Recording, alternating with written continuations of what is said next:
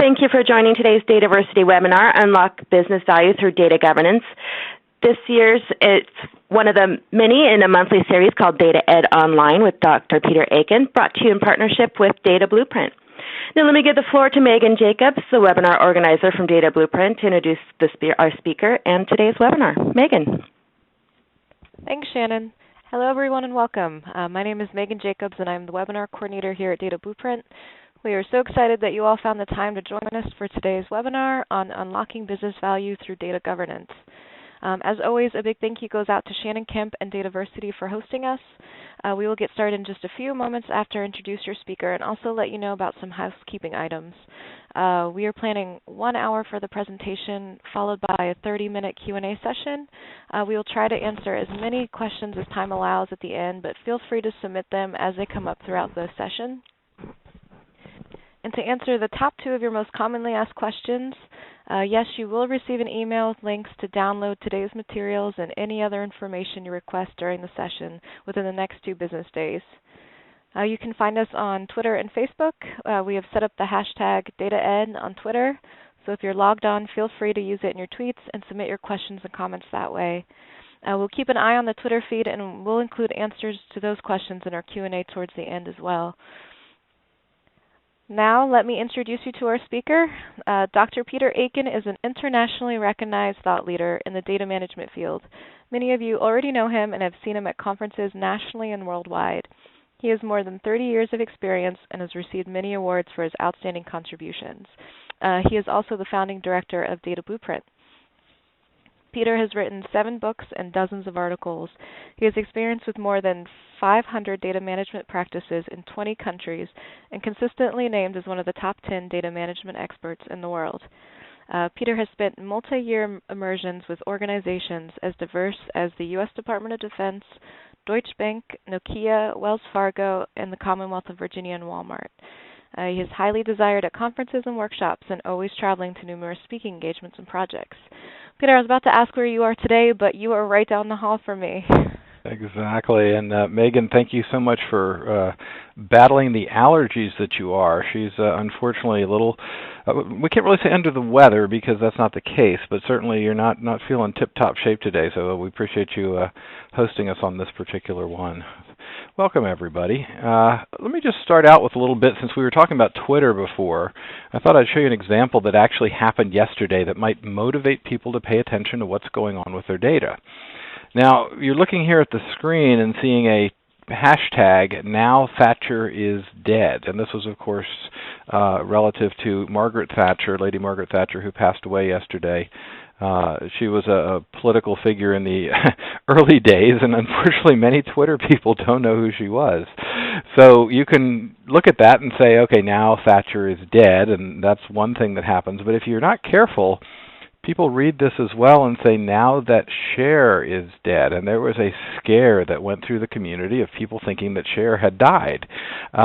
So again, these ideas of what can happen with data and these big data things and all these fun things that are going on is just absolutely crucial that you pay attention to what's going on. And there was another piece that went as well.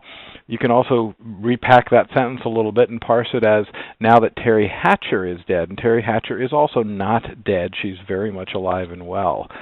So just a little bit to get started. If you're jumping into social media, these are some of the things that can happen if you're not careful with what's going on out there. Now, I usually include a word cloud on these things just so that you can see what's going on in here. And it's interesting, as we move to us old people retiring, they're preferring actually this type of a presentation of the material to this type of presentation of the material, which is the standard, what are we going to talk about? And the way we do it, most of you know, we start out with a little bit of context on what's data management, the DMBOK, et cetera, et cetera. We'll move into the regular material, then what is data governance, why is it important, and we'll look at governance from an organizational perspective, an IT perspective, and then a data perspective as well. We'll talk about the requirements for effective data governance. Then we're going to look into a data governance framework, a series of checklists, some worst practices, building blocks, and things like that. And then I'll give you some examples of data governance in action, just so that you have an idea on this. as far as how everything goes, so something hopefully that you can apply in your own organization. So let's get started, and we always start out here with what do we mean by data management, and the idea is it's a fairly complex process. It's not horribly complex, but it is non-trivial. It's an integrated system of 5 practice areas, and those 5 practice areas are, we've all got to be on the same page. If we're not, then we have divided efforts, and we have not enough resources as it is, so the idea that we wouldn't be applying full resources to something in support of strategy is a big concern to most organizations. It's the idea that we're sharing data across organizational boundaries, whether it's from one program to another program, whether it's one part of our organization to another part of the organization, or whether it's between our organization and our data exchange partners. We have to do that in an efficient and effective fashion, and if we understand it and architect it, it's a whole lot easier to secure it as well. After all, how are you going to secure it if you can't manage it? Next practice area is data stewardship. This is the idea of assigning responsibilities for data, and what we've learned over the years is that there's a big divide in the world that says that the business people think that IT's taking care of it, and IT think business is taking care of it. Again, a stereotypical incorrect IT attitude is, if the server is on, I don't have to worry about anything else. You know, if they can connect, it's their problem. That's the business from IT. And the business, when you ask them, they're sure IT's taking care of everything that happens in the data world. Our 4th area is engineering data delivery systems, and again, for years and years and years, we've taught people that the relational model is the only answer to all your questions. Of course, those of us that are practitioners know that is simply untrue. If anybody wants some hard and fast data, we did a survey a while back where we can show you specifically how many organizations have non-relational database systems and how many of those are mission critical.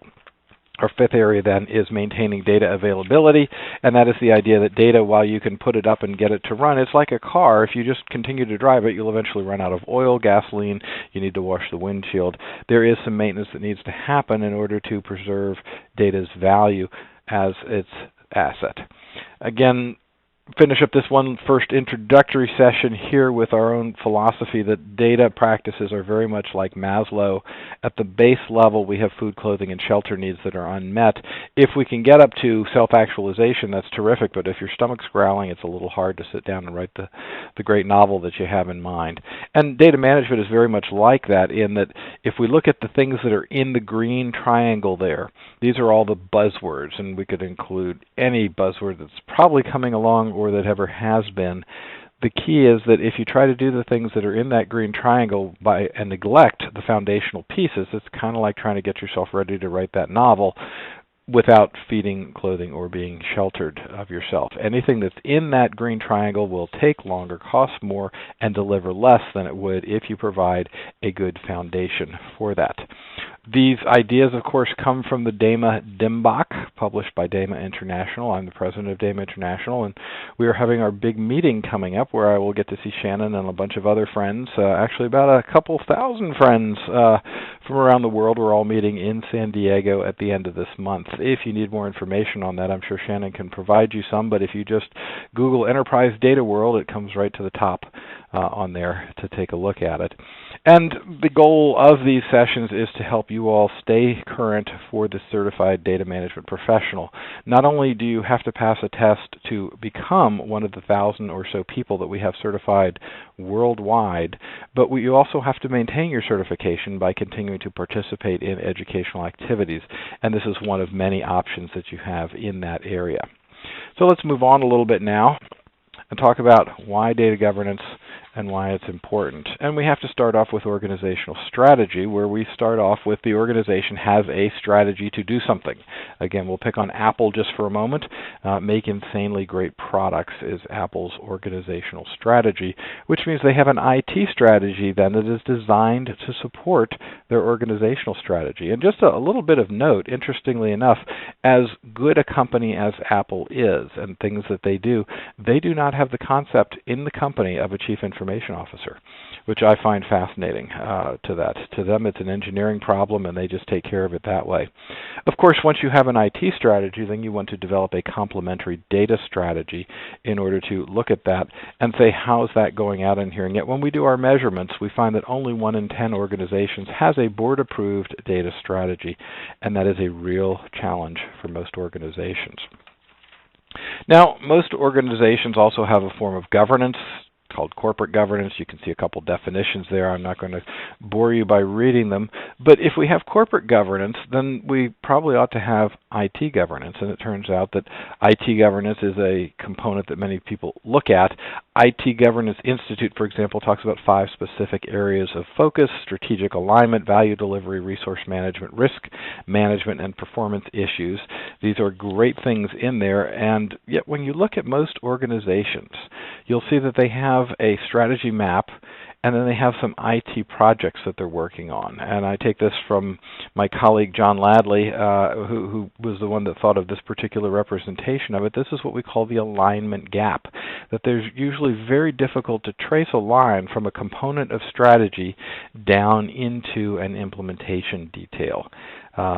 That said, so we should really be taking a look at how this works from a data governance perspective. And here are 7 definitions of data governance. I'm going to briefly run through them just to give you an idea of 2 things. One, you should have a general sense of what we mean by data governance, but 2, we don't have a formal accepted standardized definition yet. So it does mean different things to different organizations. The first one is from something called the Master Data Management Institute. It's the formal orchestration of people, processes, and technologies to enable an organization to leverage data as an enterprise asset. Wikipedia has the definition: a convergence of data quality, data management, and business process management and risk management surrounding the handling of data in an organization. The Data Governance Institute, Gwen Thomas's group, calls it a system of decision rights and accountabilities for information-related processes executed upon agreed-upon models which describe who can take what actions with what information and when, under what circumstances, using what methods. Rob Seiner up at KIK Consulting uses another one: execution and enforcement of authority over the management of data assets and performance of data functions. The IBM Data Governance Council, a quality control discipline for assessing, managing, using, improving, monitoring, maintaining, and protecting organizational information. Our colleague Sunil Sores, who's going to do an in-depth look at this topic in a couple of months on this. I think it's in June. Megan will correct me if I'm not correct on that, but the joint thing we're going to do, it should be a lot of fun, working with Sunil on and off over the years. It says that data governance is a policy, it's the formulation of a policy to optimize, secure, leverage information as an asset by aligning objectives of multiple factions in here. And finally, our own DMBOK says it's the exercise of authority and control over data management assets. Now, the fact that data management doesn't have a precise agreed-upon definition yet should not be any way, shape, or form stopping you from starting to do this, because for your organization, the real key is, what does data governance mean to my organization?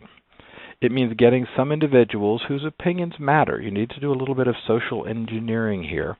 To form a body, it needs to be formally chartered. It has a purpose and authority. And this body will advocate and evangelize as opposed to dictate, enforce, and rule, increasing the scope and rigor of data-centric development practices. Now, I just came from a meeting with a very large hospital chain, and they were dinged by their auditor last year for not having a data governance program. And my first question to them was, well, why don't you go back and beat up the auditor for not having pointed this out 5 years ago when people really started to get around to this? But it was very interesting dealing with a group of very smart, very capable board members here who have to, in fact, pay attention to these things. And they got it. They said, okay, yes, data is important, and we actually look at it as a risk to the organization that we might underutilize our data because that affects people's lives. So my congratulations to that particular group.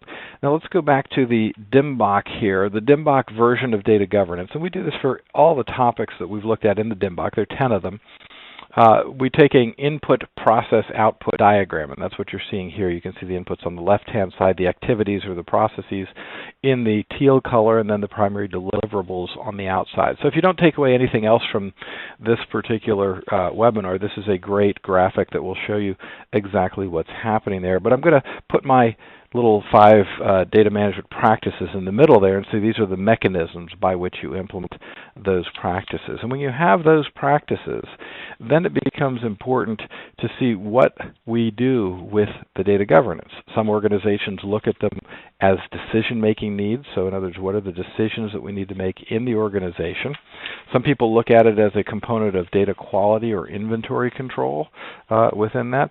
Others look at operational performance data that's going on. Some people, as I've already mentioned, use it as data security.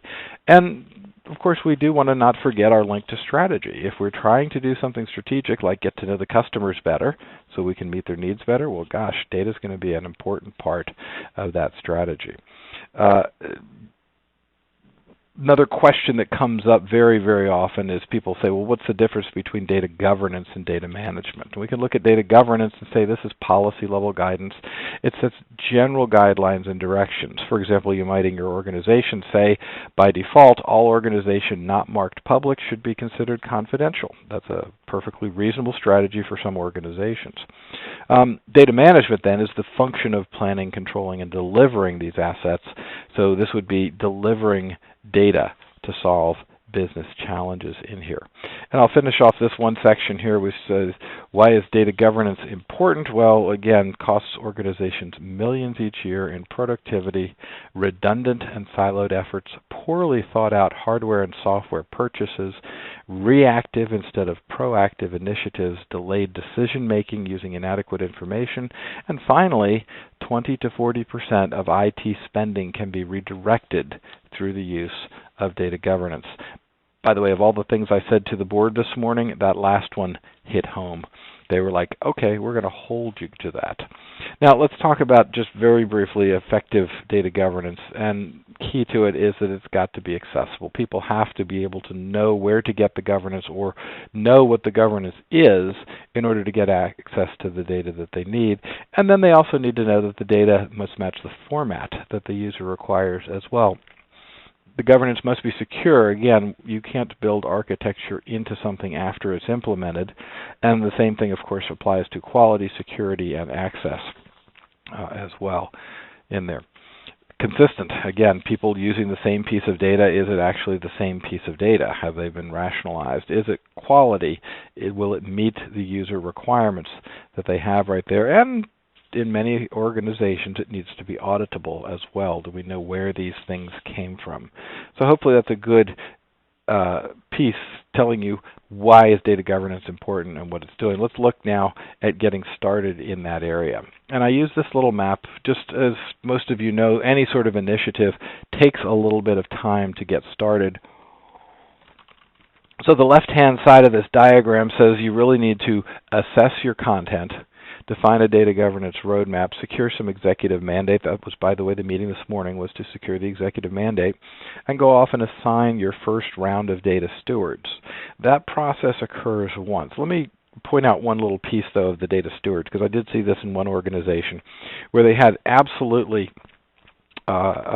said by their marker milestone that they would appoint all their data stewards by April 1st. And I said, well, there's two things wrong with that. First of all, if you appoint them all, that means you're going to get it perfect the first time, and that's very unlikely. So I would always suggest to organizations, rather than saying that they're appointing all their data stewards by a certain date, that they should really appoint the first round, and then the second round, and the third round, because you are going to find out that different people have different knowledge, strengths, and abilities, and those, knowledge, skills, and abilities, and those are going to be things that you may want to swap in and out as people get better at what they're doing in that area. And the other part of it was April 1st was probably not the right day to assign the data stewards. Again, it's kind of like our DMBOK where we put the last chapter on data quality. We won't make that mistake twice. Once you do that, that process on the left-hand side should occur only once. Then you have just the standard plan, do, check, act cycle that you look at, because this is a management process that needs to be treated the same way as other management processes. Let's take a look and see what some of those components are. And the first one is we're going to talk a little bit about data governance frameworks. There are a number of them out there. These are terrific. By the way, they're publicly accessible. So everything I'm showing you here you can get more detail on by going to visit the various websites that we've referenced here. But just so that you can see it, again, the framework is a system of ideas for guiding various analyses. It's a means of organizing project data. It gives us the ability to talk about integration priorities within a decision-making framework. And finally, it's a means of assessing progress.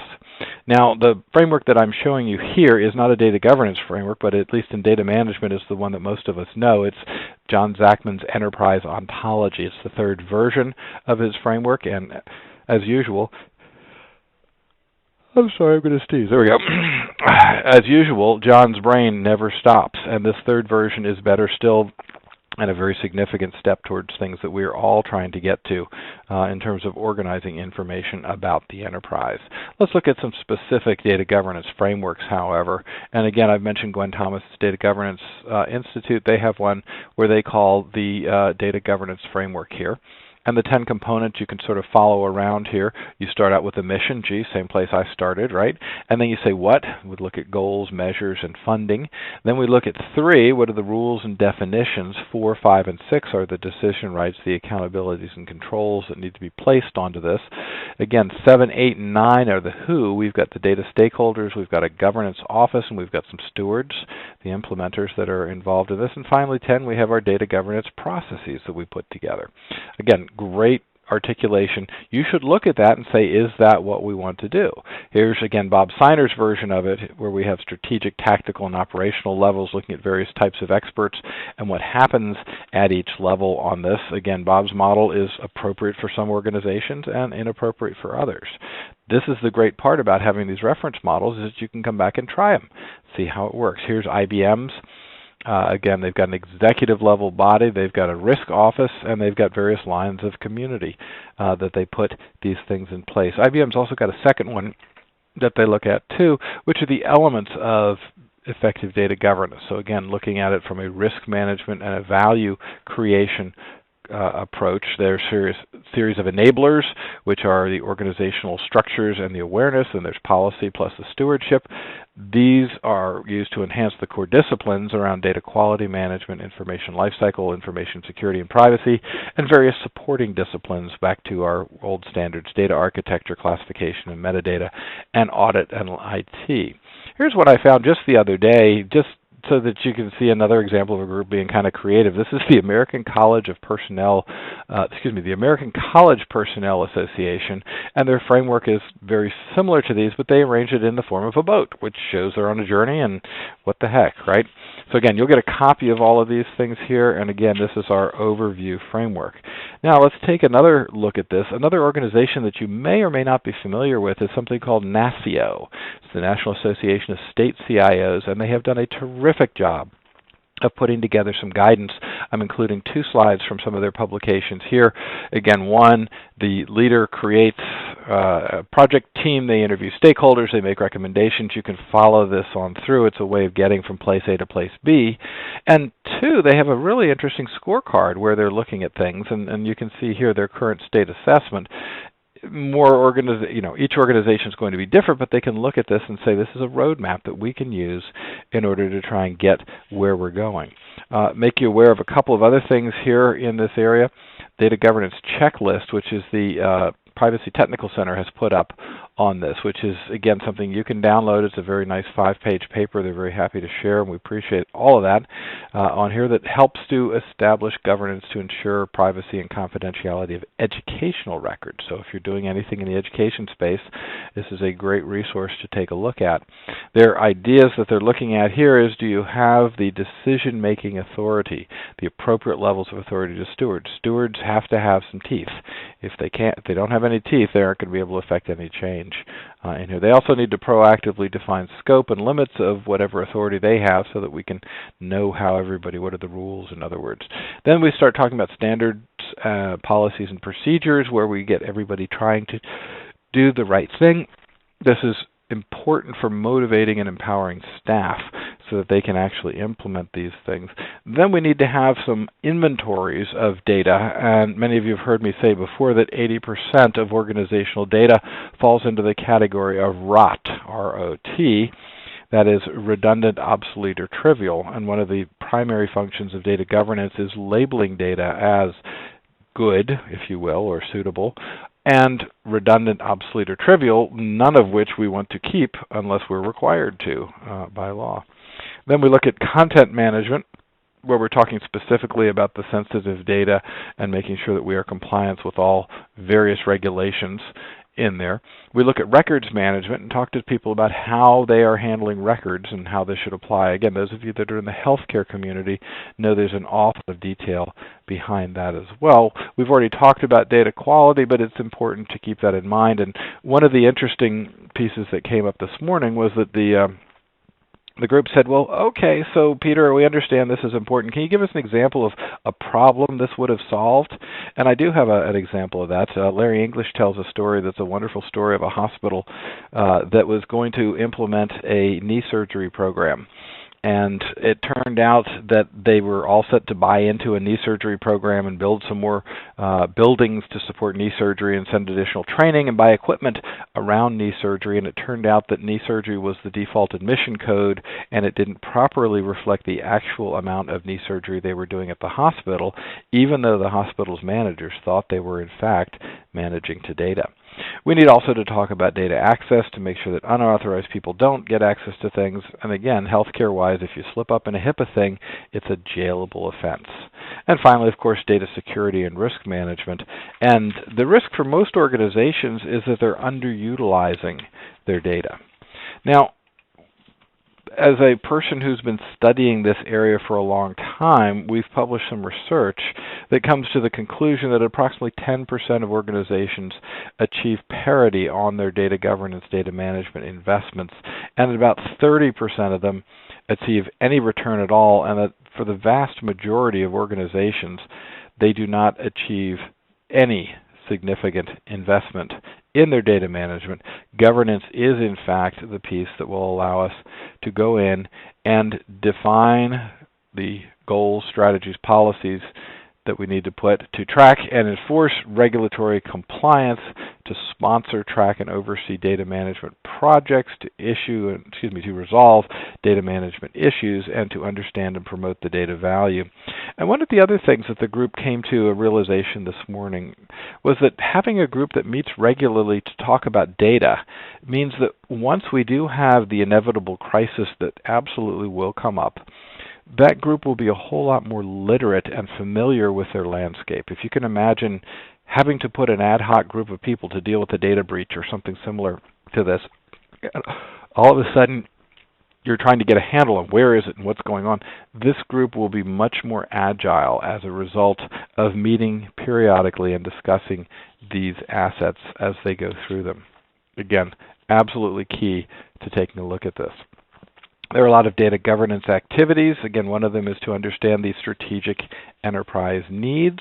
If we don't understand this from an organizational perspective, then we can only deal with things in silos, responding to specific individual pieces, and there's no chance of using or reusing that data in the long term.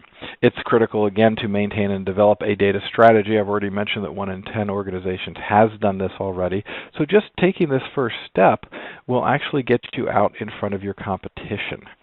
It's critical to establish data professional roles in organizations, and as I mentioned, the Enterprise Data World Conference, there is the opportunity to both take the CDMP exam at the conference as well as participate in our series of beta exams that we are producing, and we need your help in validating that we are asking the right questions of these individuals. So we have some new exams that we're beta testing, as well as the regular exams that we're putting in place in order to do this. You need to appoint and identify data stewards. Volunteers may be helpful in this situation where you have some people who are going, yeah, I'd like to do this and learn about it. On the other hand, sometimes the volunteers are very passionate about what they do, and you can only be so passionate in front of a group of execs that have many other things to worry about. So data is one thing that occurs at the C-level. There are many other things. And it's very important that your stewards be articulate and at the same time able to give an elevator speech as required to talk to people about the importance of it. And again, that little hospital in Tennessee that was getting ready to invest many, many more resources than were proportionate in their knee surgery wing that didn't need to exist because they had some data quality challenges. Again, the idea is to establish a data governance and stewards organizations to approve these policies, to review and understand the data architecture. Let me point out a couple things here. The language that the data governance group speaks is metadata, and that the implementation of these policies is most easily accomplished using an overall data architecture. They then need to plan and sponsor the various data management projects and services. And this is a challenge because it turns out that these data management projects and services are almost impossible to implement if we use what's called the traditional systems lifecycle development method. There's another whole lecture that I can give you on that, but it turns out that it's really a work of fiction from top to bottom. It never did exist, and the only reason it does exist at all is because we've had a bunch of ill-informed textbook writers telling people that that's what's been going on, as opposed to what actually happens in the real world. So data projects precede, okay, and are separate from systems development activities. And finally, it's a good idea to estimate data value and associated costs, because that is what you use to justify the policies, the standards that you put in place. It's a good idea to keep track of the issues that you resolve as well, because periodically, as we know, organizations go through downsizing. We hope we're coming out on the other side of the recession at this point, but still, there are organizations facing redundancies. And if you're able to show that the data governance group has resolved 10 issues that would have cost the company, X number of millions, that's a pretty good justification for keeping your job under that. Again, keeping track of the data projects and services, the quality, and finally coming to some idea of what the value of the data is to the organization. Now again, another little quick story here. I have a fellow that works with me here at Data Blueprint named James Stacia, and James was in charge of Circuit City. Many of you remember this, a big American electronics retailer of a couple years back, and he said that he was able to put 3 numbers in place that showed that for every extended warranty he was able to tie a dollar cost to the value of these things. So if you're saying every one of these warranties is worth $6 and there's 1 million of them on the list, that's pretty easy way to recognize some value of that data. By the way, that was probably not all of the data value that we're talking about there. Instead, it's a portion of the data value that we're looking at. Again, there are different groups that are involved in this. We have participants, consumers, and suppliers. It's important to keep an ongoing live list of these things so that as you're working through various problems, you know who to call. Again, remember the difference here is we're working this in a regular process. We're not going to solve the world. We're not going to boil the ocean, but we are going to try to chip away at the stone in order to do this. Another component of this that's going to be a little controversial, but it turns out that most CIOs again, have a project mentality on this, and trying to manage data as a project is absolutely the wrong way to do it. You don't manage your finances as a project. You may do a finance project, but your financial management of money is not a project any more than data is as well. And so that requires a little bit of creative problem solving, and I'll put a little plug in for my book in there, because my book has some guidance on how to take a look at that. Again, it's called The Case for the Chief Data Officer. It'll be out the end of this month as an ebook. So let's talk a little bit about technologies. From a data governance perspective, it is 100% required that you have an internal website that describes the mission, the elements, the personnel that are involved, the knowledge, skills, and abilities, and the value that you produce from your data governance efforts. Because what happens is people sit around and watch these webinars, as many of you are doing, but they have it in a window, and they've got their headphones on, and they get a little distracted, and they start to play, and they run around and look around, and oh, look, here's a data governance website. Again, it's a great place for cataloging the types of impact that you've had, positive or negative, on the organization. You can implement an awful lot of this by email, and we see a lot of the data governance groups are moving to virtual things. There's actually a group that did an investigation to see how much they could use Twitter to implement some of their data governance technologies in here. Metadata tools. Metadata, by the way, is additional information that increases the value of your data, and because it increases the value of your data, it requires management attention. That's the Gartner definition on this. And these tools and this repository are absolutely crucial to do this. Now, let me be very clear. There are a bunch of very, very good metadata repository vendors out there. The tools oftentimes can be seen by management as expensive. For the most part, they deliver very excellent value, but it's been hard for them to get this. So one of the things we talk about from a governance perspective is sort of this idea that if you want a pet, the kid comes up and says, I want a dog, and you say, great, well, you're going to have to feed the dog. And they say, sure, I'll feed the dog, I promise.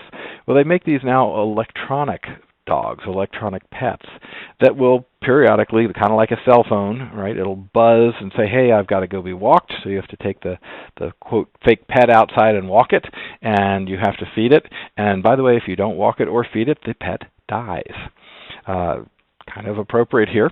Well, again, what we recommend to organizations that are just getting started with data governance is that you can build these metadata repository tools to be something of your own. In other words, you can develop a homegrown situation so that after using this for a year, after using your homegrown tools, then you're ready for a conversation with the vendors about graduating to one of their tools. But at the moment, we find there's a mismatch between the vendors who are very anxious to show off all the capabilities of their tools and most organizations who are just getting started with data governance and really don't have the facility to have a good conversation around these metadata practices. There are a series of issue management tools that are absolutely crucial that you use too, and most of you have them already installed, so you can use something that already exists. And it's a good idea on this Intranet website to have some sort of key practice indicators, dashboards, things like that people can look at. Again, we've talked already about making sure that you understand what data value is, but it's also important to look at the cost of data management. And if we have the value and the cost, then it becomes real easy for organizations to see that putting additional effort in this area will result in tangible outputs for the organization. Again, very critical that you illustrate, that you write down, and that it's in a public place. It's not a file or a PowerPoint that I'm going to send you. It's something that is out facing everybody because people will read it, and when they read it, they understand what it is that you're doing. Just simple things like tracking the number of decisions that were made, how far my steward coverage is. Maybe I have 2 divisions covered and I have 4 more that don't have the ability. By the way, I would also suggest to you, if you have an option of going deep or going wide, in other words, covering data governance for the entire organization thinly or going in-depth in one area, it's much better to go deep at this point because that one area can become a model for the rest of the organizations to do this. My business partner, Louis Broom, has a saying, which is that you can't dabble in data management. It doesn't work. Putting a small, underfunded group in place is not going to achieve the results. It's better to concentrate that entire effort into one part of the organization so that they understand how they need to make a difference in there. Again, this gets to the number of professional headcounts that are there and also speaks to the relative maturity that we have in order to build these out. Now, I skipped the worst practices section. I moved that to the end here, so we'll come back to that. Let's now look at a couple of data governance in action stories. And these are stories that we have run into in the world with very, very interesting results. I'm going to tell the first one here before I show the Army one here because it's one that I put in the abstract and oftentimes forget to tell people. It's called The Chocolate Story. And this is a company that was doing chocolate sales, and as you might imagine, chocolate sales around the holiday seasons increase, so you have a lot more demand than perhaps the non-on seasons for chocolate. And so this organization kind of got into a little bit of trouble IT-wise because they had an awful lot of people who were doing an awful lot of IT changes around an awfully busy time of the year, the time they were selling the most chocolate. Now, Everything messed up, went badly. Again, several systems were incomplete. Things didn't happen. They had some bad data that went into the process. It was just a complete mess. Now, this organization's a very, very fine organization. One of the things they liked to do was sit down and look at their failures and say what happened and why, and can we do something to correct it? So a good lessons learned in that process. As they were doing this, they eventually came to realize, hopefully through some of my help, that the chocolate story, right, was a story of data. The IT pieces that they put in place worked, but the data didn't go through them the way it should have. They neglected the role of data governance in implementing this. So now when I sit down with this same group years later and I start to talk to them about the importance of governance and applying it to some very specific business practice that they're looking at in this particular meeting, one of the executives will inevitably look over at me and go, "This is the chocolate story again, right, Peter?" And I say, "Yes, sir, this is the chocolate story again." Everybody in this organization knows the chocolate story. And because they know it and understand it and it's become part of their culture, I don't have to continually re-explain it to them. It's like they know, yeah, the chocolate story. It didn't work the first time. We want to make sure that doesn't happen again. Now, another story here then is an interesting one because we did this for the U.S. Army. And as the Army was looking around, the Army is a governance-oriented organization. And when they found something that wasn't governed data, they went, "Oh my goodness, we've got to fix that." So they turned around and implemented it, and everybody felt better. In other words, they were one of the easiest, most amenable organizations to do because they expect things to be governed in the Army. And that expectation of governance led us to very easily lean upon the existing structures that they had built in governance so that they were able to put this in place. Again, the question was, gosh, we haven't done this before? I can't believe that. Now let me tell you another component of that story that's a very interesting one.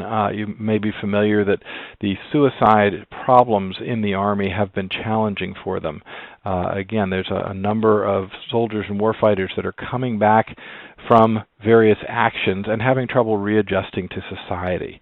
It's a terrible problem, and it's something the Army is extraordinarily concerned about. And Data Blueprint happened to be in the right place to be able to actually contribute to the solution of this. And one of them happened to be taking a bunch of different data from a bunch of different sources and putting it together so we could end up with as good a picture on what happened to these various service members as we possibly could. Things like, what are the data objects that we need to have? Have we identified all the sources? What's the best source for each object? How do we reconcile the data between each of these objects? And at one point, we ended up with going back to the data source, the owner sources, and talking about these things and saying, hey, we need this data to contribute to the welfare of the soldier population. And these guys sit back and go, well, this data, my data can be used for this, and they'd start to make some sort of excuses along the lines. And they're trying to be careful and cautious. But we were very fortunate in that we had a top official from the Army, from the Secretary of the Army's office, that called these groups into a meeting and said, ladies and gentlemen here, we have an announcement to make. From this point onwards, all of this data that you all are individually claiming now belongs to me. And if you have any questions about the ownership of that data, they can make an appointment to speak with me directly. That one little courageous effort from that individual empowered the team. The conversations turned from, can this be done, to how are we going to accomplish this? We also indicated that along the way mistakes would be tolerated and that we were able to implement a workable solution in prototype form in, I believe it was under a 30-day period in order to do this. Now we could look across the various components of an individual's case and see what types of communication became important and to give us some early warning signs so that we can intervene much earlier on than we have been able to in the past. I've got two more stories here of data governance in action. The next one is one called Mizuho Securities, and this is a very interesting story in that it became absolutely famous. You can see one of the Times Online articles on the right there. I actually visited Mizuho Securities last time I was in Japan last year, and they are still, again, very, very, very chagrined that they became famous for this. It's actually a fine trading company. They do a terrific job. This was one example analyst, and the story here is unfortunate. They wanted to sell one share of a company called JCOM for about 600,000 yen. Well, that translated into about 3,000 pounds or about $5,000.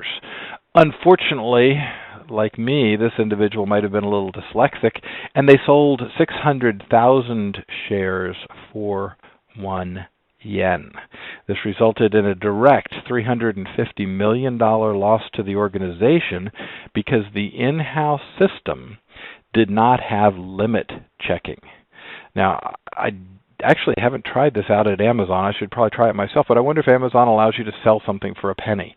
I guess it does. Maybe the used books go in there. It's a penny and then $2 or $3 for the shipping on it. But their in-house system didn't have any limit checking. 1 yen is a very small amount of money.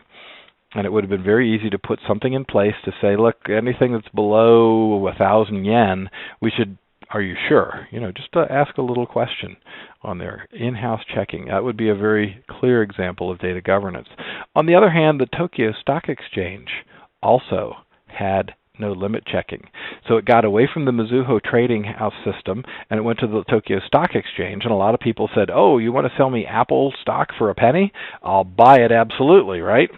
And it didn't allow them to cancel the orders. So again, a very, very sad story. In order to look at this, it's just unfortunate that good governance would have absolutely been better for this organization and would have and could have presented this particular problem. Finally, our last story is something I call the diaper story. This is a story that they tell in business schools. However, I have checked with both of the organizations involved, and nobody seems to know anything about it. It's still a great story. So realize this is not a true story. It's a story that they tell in business schools, so I would say it's maybe apocryphal in that sense. But let's talk about it for just a quick minute. So diapers are something that Walmart and other retailers like to sell, but it's a big, bulky item. It takes up space on their trucks and in their warehouses and in their logistics network, and it doesn't earn them a lot of money. There's always the story that beer is stored next to the diapers because you figure the frustrated husband has to go and grab diapers, and hopefully they'll grab beer out of it as well. That's not the story we're going to tell here. Instead, we're going to tell the story of Procter & Gamble, who, again, in this fake story, are the partners with Walmart to sell the diapers. Now, the way it works currently is that when Walmart wanted, again, according to the story, diapers from P&G, they would call P&G and say, hey, we need some more diapers, and P&G would take those diapers and would ship them to Walmart. Walmart would ship them through its distribution system, eventually ending up at a local distribution system and eventually in a local Walmart store. Now, the process of doing that took a long time to go through. And again, I'll show you exactly how long. It was about 2 months in order to do that. So if we look at the differences between the old system and the new system, first of all, let's talk about the new system. The new system is that if we look at shipping them in the old days with Walmart trucks around, if we hand that task of managing the diapers to Procter & Gamble, they can decide what the best way of getting those diapers to the Walmart stores is. They may want to use, for example, just-in-time inventory delivery.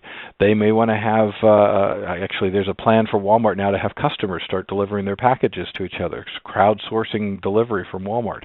Very, very interesting. And what happens under these scenarios is that the need to use Walmart resources to move the diapers around decreases precipitously, which means Walmart could free up those resources for other ways of using it. They could free up their trucks from having to carry diapers, and remember, diapers are big, bulky things that take up space, weigh, and don't make very much money because Walmart likes to sell them very, very cheaply. Now, let's talk about the terms. Well, terms and conditions for diapers, let's again go with the standard. Again, it's a fake story, so it doesn't have any basis in reality. But the old terms were 210 net 30, right? Which means you get a 2% discount if you prepay in 10 days, and you owe us the net in 30 days. And we may have some new terms that go into this. Let's see why. Well, terms and turns are important things for inventory. I've already told you what terms are. Turns are the number of times that the inventory turns over in the year. And this was about 5 times using the old system. In other words, it took 2 months plus to go through the distribution centers to end up on the store, which means that when you bought the diapers, you didn't get paid for them for at least 60 days. Who do you think is better at managing diaper inventory? Walmart, who has literally millions of products to maintain, or Procter & Gamble, who actually have a much, much better way of using this? And it turns out that Procter & Gamble, implementing this system for Walmart, were able to increase their inventory turns from 5 to 50, an order of magnitude improvement. What that means is that the diapers were sold within 5 days or so of arriving on the Walmart store, which means that what Walmart can do is that they can take this idea of 210 net 30 and put it to their advantage. If they sell the diapers, they arrive on Monday and they sell them on Friday, it means Walmart has an additional 5 days that they can earn interest on the money before they even have to pay the bill to Procter & Gamble, and they still get a 2% discount on it. Now, there's a couple risks that are associated with this. In the old way, they have the same old risks. The new way, if the just-in-time shipping doesn't work, or UPS goes on strike or something like that, there are going to be some challenges in those areas. Now, of course, the obvious lesson from all of this is that there's no way any of this could happen properly unless both Walmart and Procter & Gamble have absolute control over what they're doing from a data governance perspective. So again, a very happy data governance story that had direct business value in order to be able to demonstrate the value of governance in that area. So we're approaching the top of the hour, talk about a couple of quick takeaways. First of all, the need for data governance is increasing. Data governance is a new discipline, and it really needs to conform to constraints of the organization.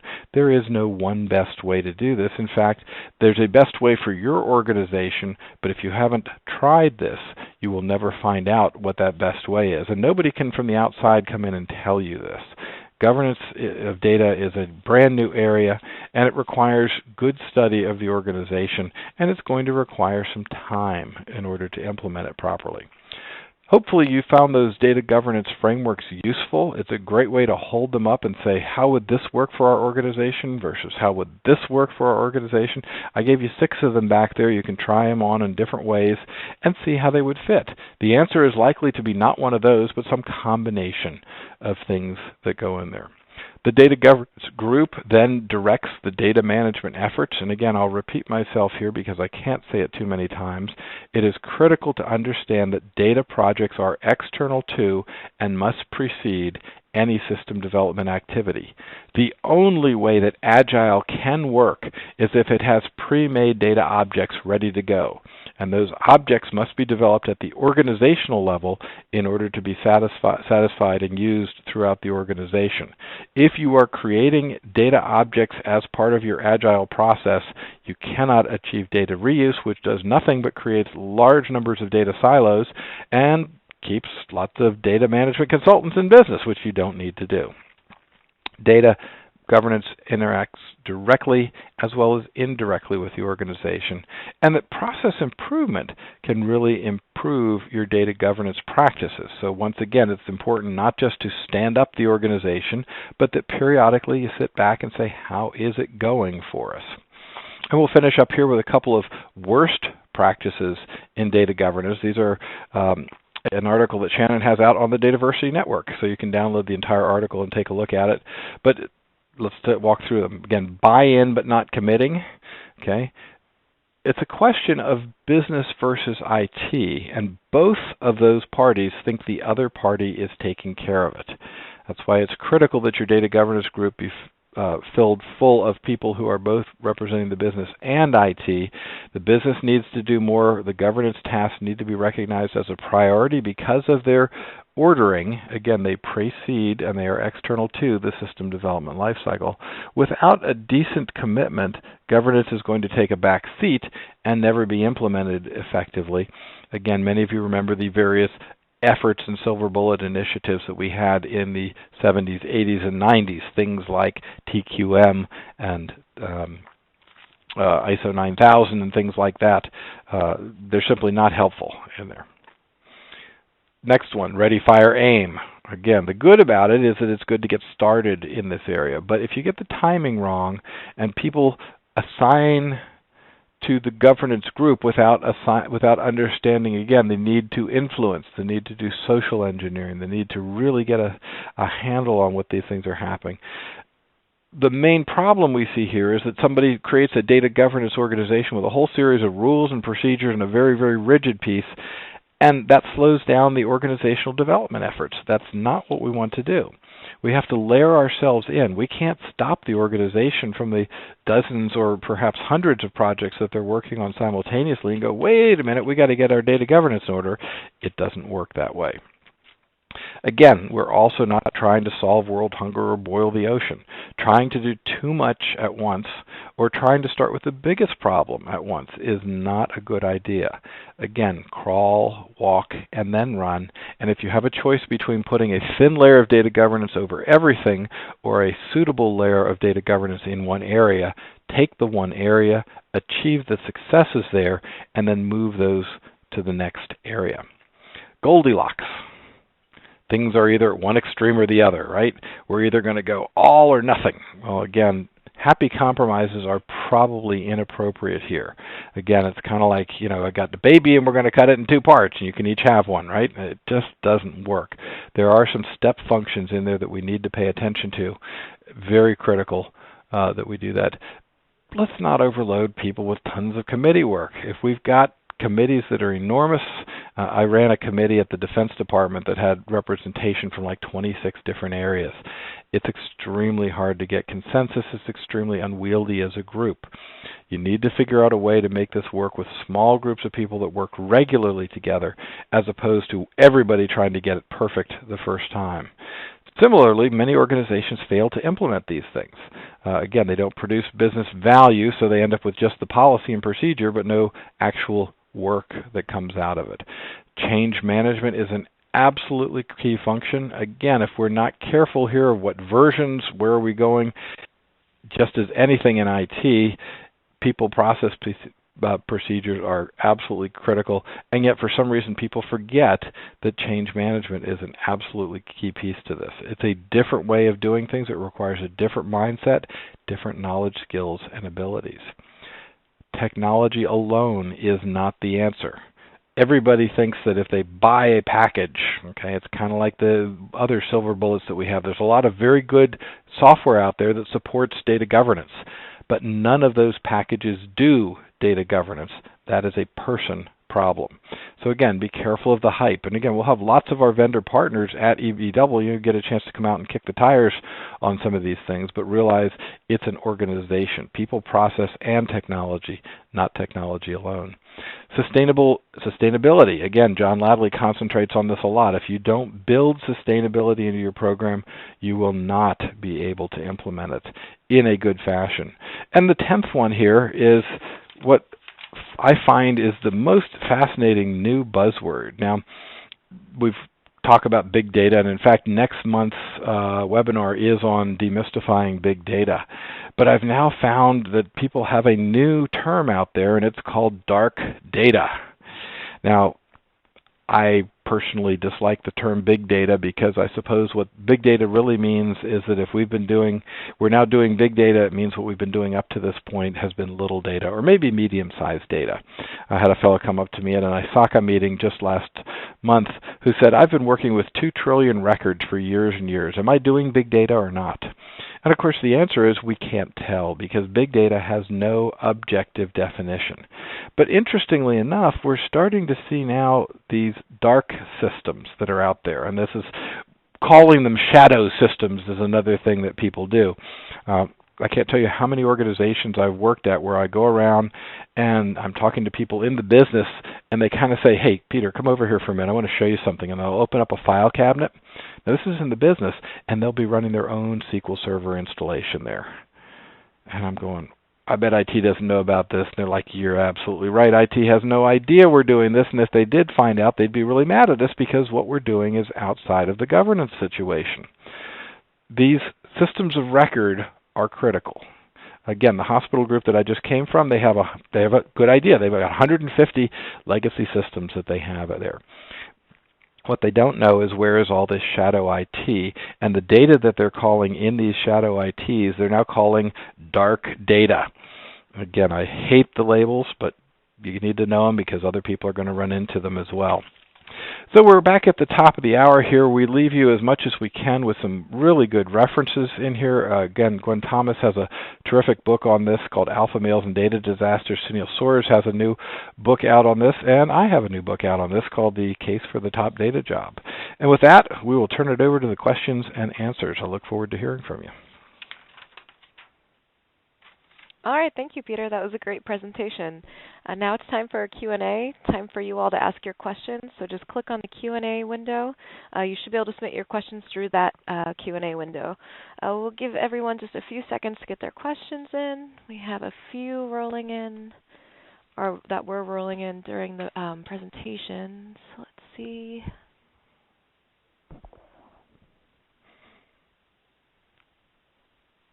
I bet nobody's going to ask me about Cher, right? No, probably not. I think you cleared it up. She is I think so. She is alive and well. All right, we'll go ahead and get started. So the first question is, what's the difference between information governance and data governance? That's a great question, and my answer to that is very simple. Information and data are so closely linked, it is silly to manage them separately. They need to be managed together. And in order to manage them together, you need to treat them as the same thing. The difference between data and information in particular is that data is a fact paired with a meaning. So if we take my age is 54. That's relatively unimportant. And 54 as a number without my meaning could also be the temperature today. We have to have that. When we, however, I show up to buy beer at a place, the clerk at the ABC store typically takes a look at me and says, you can buy the beer. But I'm in Richmond, Virginia today, and the mark of adulthood is facial hair. So virtually anybody with facial hair in the city of Richmond can buy beer in there. So the information from that is, can I buy beer? The answer is, hopefully at age 54, I'm not too old to drink beer, and so I can get it. So again, manage your data and information together. Trying to manage them separately creates many more problems than it's worth. Data is a combination of fact and meaning, and information is how we use it. So that's the next piece. If you need further up on that, ask us a second question. Be glad to go into that. We get that one a fair amount. All right, great. The next question is, any advice about setting SMART goals? It's something that's proven difficult in my practice. A lot of examples seem to be around what can go wrong, not what can be done right. That's a terrific idea. It's going to depend on your organizational culture. And I will say that the Army uses the data governance example I gave you in the Suicide Mitigation Project as a positive example. You have to understand your organizational culture, and yes, it's easy to find the data horror stories and to get people, again, riled up and fearful of this. But there's also a number of good stories, and actually the Diaper story that I told in there I think is a very positive story. It worked out well for P&G, and it worked out well for Walmart, assuming that story was real, which, of course, I've already told you it's not. I wonder why the business schools don't teach the things that we'd actually like to have factually presented to people, but that's a different question. So, yeah, that's a very reasonable question. Look at your organization and say, do we have examples that are good? By the way, when I say an intranet website, I'm being very specific there. Do not put your data governance stories out there on the web for everybody to find out about. That is not the way to do it. But do put it up somewhere where all of your associates can find them. If you don't have a corporate intranet to use, then hold a meeting quarterly or something like that. so that people can understand and figure out how to work within this context. Again, use your judgment. You're the experts. You know your organization best. If negative examples are not appropriate, then find some positive examples. And I hopefully have given you a balance of the two in there. Certainly the Mizuho security story is an unfortunate example, but the Army Suicide Mitigation Project is good. If you need some more, let me know, and I'll be glad to share some with you. All right, and the next question is, people in my organization are very reluctant to be labeled a data steward. I suspect that they do not want the responsibility when the data is incorrect. How do I manage around this? So again, good question. Another way we call them data stewards because that's what we have tried to call them. By the way, when I go to Europe and try to call somebody a data steward, in European parlance, a steward is somebody that's dressed in black with a napkin over their hand and a silver tray with drinks on it. So steward doesn't work there culturally either.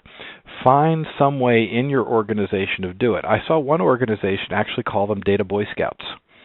And I know that sounds a little crazy, but one of the things Boy Scouts have is this, creed where they, leave no harm and do good and, brave, trusty, thrifty, helpful. Gosh, I can't remember my 12 attributes of being a Boy Scout from back when I was. Find something that works in your organization. Steward is the worst name possible except for all the others, So again, the fact that we call them stewards, that's what has generally been evolving. Are we going to use that term in a couple of years?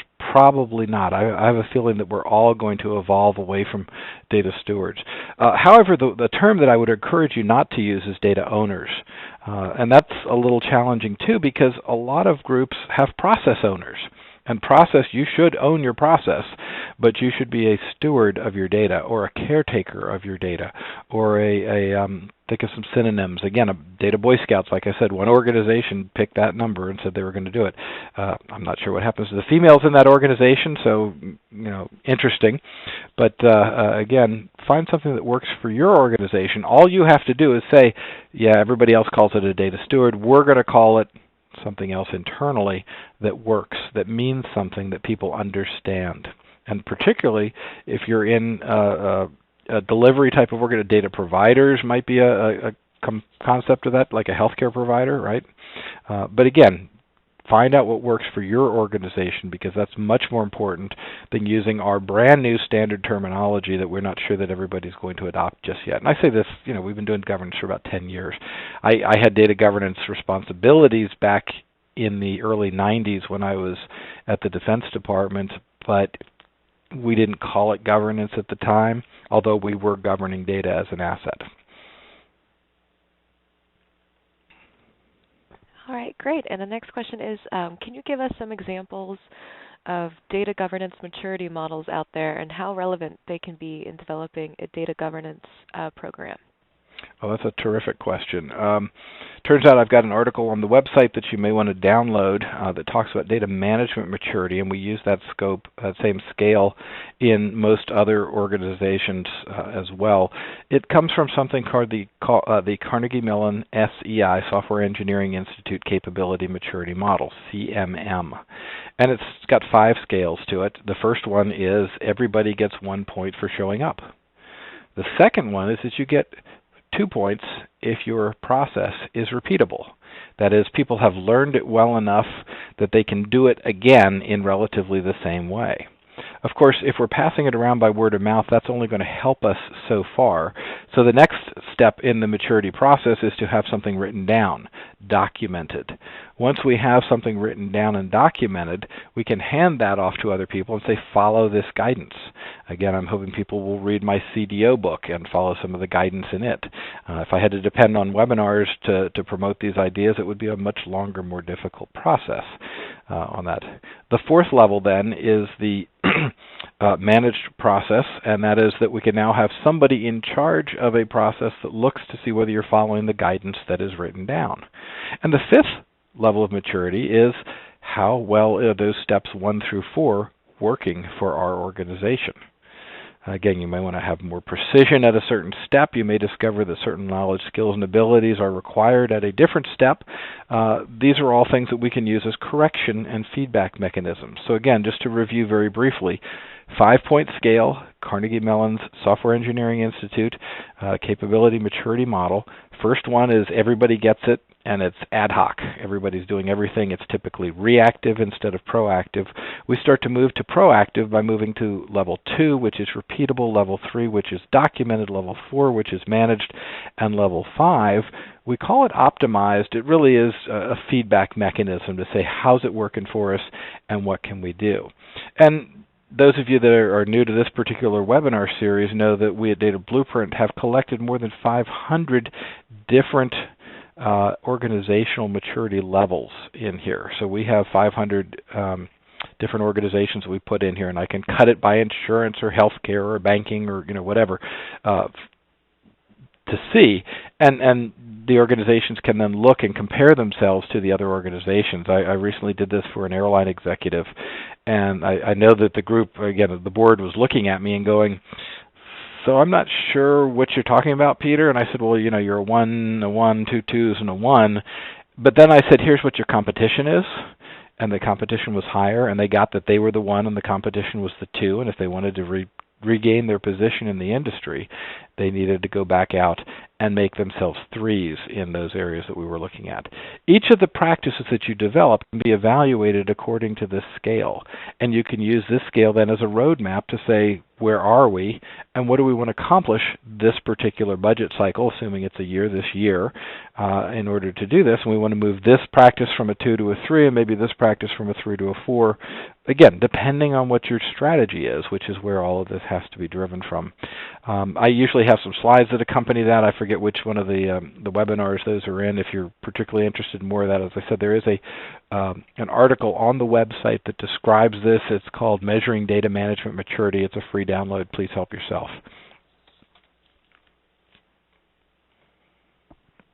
All right, and the next question is, what is the specific function of data governance? Does it have to execute actions or coordinate strategies? Good question. So data as an asset for your organization should be treated in the same fashion and with the same care and professionalism as your other assets in your organization. You have somebody that is in charge of HR and making sure that your human resource assets are protected. You have some people that are in charge of your intellectual property assets, and you want to make sure that your trade secrets don't get stolen by the competition. You want to make sure that your fiscal assets, your monetary assets, are taken care of as well. And each of these have a single person dedicated to them. You have an HR manager or director or VP of HR. You have a CFO, a chief financial officer. If you're in the healthcare area, you have a chief medical officer. These people have the knowledge, skills, and abilities to manage this.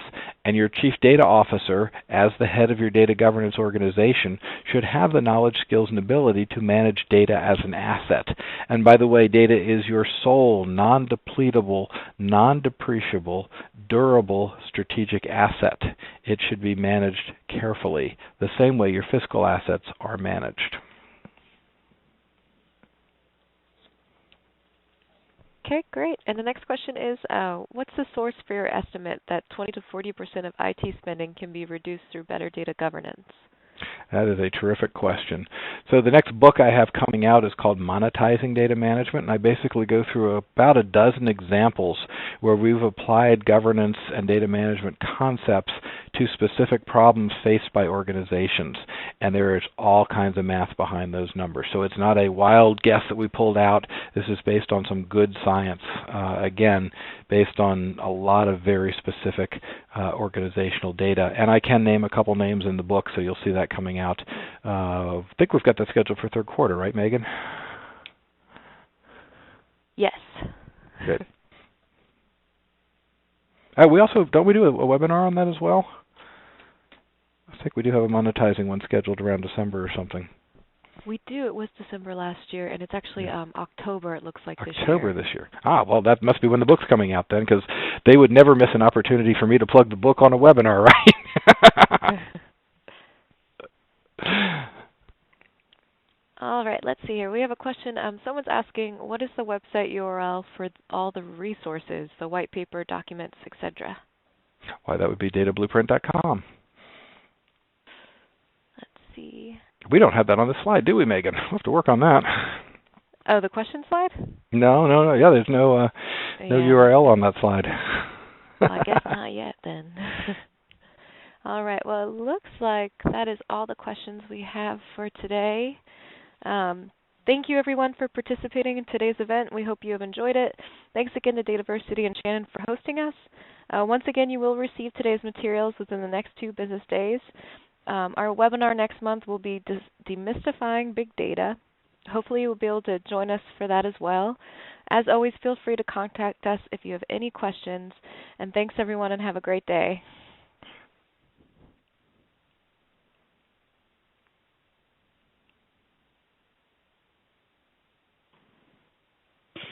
And thanks, Megan and Peter, for another fantastic presentation. And thank you, everyone, for attending. I will get out the email, like Megan said, within the next couple of days with links to the recording and the slides and all the good stuff that we've been learning. Hope everyone has a great day.